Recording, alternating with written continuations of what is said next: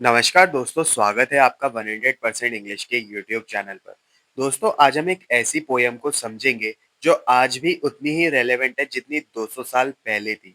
हम बात कर रहे हैं विलियम वर्ड्सवर्थ की फेमस सोनेट लंदन 1802 के बारे में।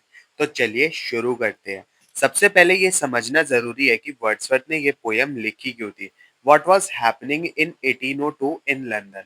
सोचो, इंग्लैंड उस वक्त इंडस्ट्रियल रिवॉल्यूशन के बीच में था। नई फैक्ट्रीज, नए शहर, बट इसके साथ आई आम आदमी के लिए बहुत सारी प्रॉब्लम्स, भीड़ भाड़, गंदगी और एक मॉरल डिक्लाइन। वर्ड्सवर्थ को लग रहा था कि उनका देश अपनी आत्मा, अपनी सोल खो रहा है। पॉलिटिकली भी करप्शन आम था और बाहर नेपोलियन से जंग का खतरा हमेशा बना रहता था। और वर्ड्सवर्थ की पर्सनल लाइफ के बारे में बात करें तो वो भी एक टर्निंग पॉइंट पर थी। वो फ्रांस से लौटे थे जहां उन्होंने फ्रेंच रेवोल्यूशन को फेल होते देखा था, जिस रेवोल्यूशन को उन्होंने सपोर्ट भी किया था। फ्रांस अब एक तानाशाही बन चुकी थी। इससे उनका दिल टूट गया था। वो अपनी एक्स लवर और बेटी से मिलकर इंग्लैंड वापस आए थे एक नए फ्यूचर के लिए। ऐसे में उन्हें एक हीरो की जरूरत महसूस हुई, एक ऐसा आइडियल जो इंग्लैंड को उसकी इनवर्ड हैप्पीनेस वापस दिला सके। और वो हीरो थे 17th सेंचुरी के great poet John Milton. Milton सिर्फ एक कवि नहीं थे, वो आजादी और मॉरल वर्च्यू के प्रतीक थे। अब आपको ये चीज तो थोड़ी थोड़ी क्लियर हो ही गई होगी कि वर्ड्सवर्थ कितने ज्यादा परेशान थे और इसी परेशानी और उम्मीद में ये पोयम लिखी गई थी। अब हम पोयम की हर एक लाइन को डिटेल में समझते हैं। Milton thou shouldst be living at this hour। पहली लाइन एक पुकार है, एक क्राई। वर्ड्सवर्थ सीधे मिल्टन से बात कर रहे हैं जो जिंदा नहीं है। इसको वैसे एपोस्ट्रोफ कहते हैं। वो कह रहे हैं, मिल्टन तुम्हें इस वक्त जिंदा होना चाहिए था। The tone is urgent and desperate. England hath need of thee, she is a fen of stagnant waters। यहाँ वर्ड्सवर्थ कहते हैं इंग्लैंड को तुम्हारी जरूरत है, और फिर वो इंग्लैंड को एक फेन ऑफ स्टेगनेंट वाटर से कंपेयर करते हैं।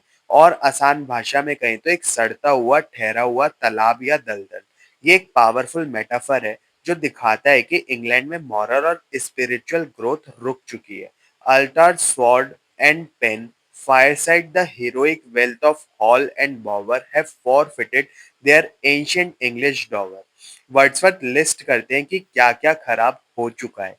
ऑल्टर यानी रिलीजन और चर्च, सॉर्ड यानी मिलिट्री और गवर्नमेंट, पेन यानी लिटरेचर और arts, fireside hall and Bower यानी लोगों के घर, चाहे अमीर हो चाहे गरीब। वो कहते हैं कि सबने अपना एंशियंट इंग्लिश डॉवर यानी कि अपनी विरासत खो दी है, फॉरफिट कर दी है यानी हार मान ली है। Of inward happiness we are selfish men. और वो विरासत क्या थी? इनवर्ड हैप्पीनेस, आंतरिक खुशी, स्पिरिचुअल कमिटमेंट। और फिर वो एक ऐसी बात कहते हैं जो दिल पर लगती है। वी आर सेल्फिश मैन, हम स्वार्थी लोग हैं। यहाँ वी बोलकर वो खुद को भी इसमें शामिल करते हैं, जिससे उनकी बात और भी ज्यादा सिंसियर लगती है। O raise us up, return to us again and give us manners, virtue, freedom, power. वो फिर से मिल्टन को पुकारते हैं, ओ हमें ऊपर उठाओ, हमारे पास वापस आओ। और हमें क्या दो? मैनर्स यानी कि अच्छे विचार, वर्च्यू यानी कि सद्गुण, फ्रीडम यानी कि आजादी, और पावर यानी कि शक्ति। ये वो चीजें हैं जो इंग्लैंड उस टाइम पर खो चुका था। यहाँ तक पोयम का फर्स्ट पार्ट यानी ऑक्टेव खत्म हो जाता है, जिसमें प्रॉब्लम बताई गई है। अब आएगा सोल्यूशन सेस्टेट में। Thy soul was like a star and dwelt apart. अब वर्ड्सवर्थ मिल्टन की तारीफ करते हैं, तुम्हारी आत्मा एक सितारे की तरह थी जो अलग रहती थी। ये एक सिमिली है। मतलब इसका यह है कि मिल्टन आम लोगों की करप्शन से ऊपर रहते थे, एक गाइडिंग स्टार की तरह। थाउ हर्ट्स a voice whose sound was like the sea. एक और सिमिली, तुम्हारी आवाज समुंदर जैसी थी, पावरफुल, विशाल और ऐसी जो उस स्टेगनेंट वाटर यानी ठहरे हुए पानी को साफ कर सकती थी। होप आपको ये कनेक्शन समझ आ गया होगा। Pure as the naked heavens, majestic free. साफ आसमान की तरह प्योर, शानदार और आजाद। मिल्टन की प्योरिटी, उनकी आजाद सोच को यहाँ पर हाईलाइट किया गया है। So this thou travel on life's common way in cheerful godliness, and yet thy heart the lowliest duties on herself did lay। और ये आखिरी लाइन सबसे इंपॉर्टेंट है। इतने महान होने के बाद भी मिल्टन ने एक आम जिंदगी जी, लाइफ्स कॉमन वे। वो चीयरफुल गॉडलीनेस यानी खुशी से भरी भक्ति में रहते थे, और उनका दिल सबसे छोटे, सबसे हम्बल काम भी अपने ऊपर ले लेता था। यही वर्ड्सवर्थ का आइडियल है, महानता और विनम्रता का कॉम्बिनेशन, ग्रेटनेस विद ह्यूमिलिटी। और यही वो क्वालिटी है जो 1802 के सेल्फिश मैन ऑफ इंग्लैंड में नहीं थी। तो इस पोयम का मैसेज क्या है? ये सिर्फ एक कंप्लेंट नहीं, ये एक पेट्रियोटिज्म, मोरालिटी और एक बेहतर समाज के लिए पुकार है। इसे समझने का बेस्ट तरीका है इसे एक और ग्रेट पोएट विलियम ब्लेक की पोयम लंदन से कंपेयर करना।